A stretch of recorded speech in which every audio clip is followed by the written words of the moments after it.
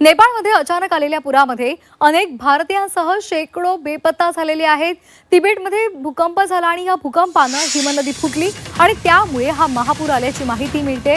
नेपाळच्या परराष्ट्र मंत्र्यांनी ही माहिती दिली आहे। आतापर्यंत पुरामध्ये 100 जणांचा मृत्यू झालाय। 750 हून अधिक जण बेपत्ता आहेत। या पुरामध्ये तिमुरे बाजार आणि चीनच्या सीमेवरील महत्त्वाचे रसुआगढी सीमा शुल्क कार्यालय पूर्णपणे वाहून गेले। अनेक गावं, काँक्रीटचे पूल, वाहनं सुद्धा वाहून गेले। पुराच्या या तडाख्यामध्ये 12 जलविद्युत प्रकल्प उद्ध्वस्त झाले आणि त्यामुळे 430 मेगावॅटहून अधिकची वीज पुरवठा खंडित झालेला आहे।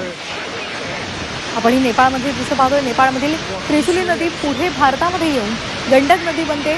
त्यामुळे बिहार आणि उत्तर प्रदेश या राज्यांमध्ये 3 मीटरपर्यंतची पुराची लाट येण्याची शक्यता असल्यामुळे तिथेही हाय अलर्ट जारी केलेला आहे। तर भूकंपामुळे हिमनदी फुटल्यामुळे नेपाळमध्ये महापूर आला आणि अचानक आलेल्या या पुरामुळे अनेक जण बेपत्ता झालेले आहेत।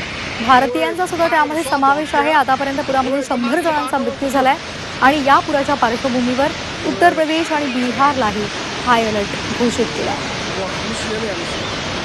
आपण ही 8 दृश्य पाहतोय। गोटेकोशी नदीला प्रलयकारी पूर आला। नदीपात्रामध्ये पाण्याचा लोंढा, त्यानंतर नदीकाठची घरं, पूल वाहून गेलेले आहेत। पुराच्या पाण्यामध्ये त्या तडाख्यामुळे घरं पत्त्यासारखी कोसळली। रौद्ररूप, हजारो संसार यामुळे उद्ध्वस्त झालेले आहेत। हेलिकॉप्टरमधून पुराची ही दृश्य सुद्धा चित्रित झालेली आहेत। अनेक गावांवर याचा परिणाम झाला आहे।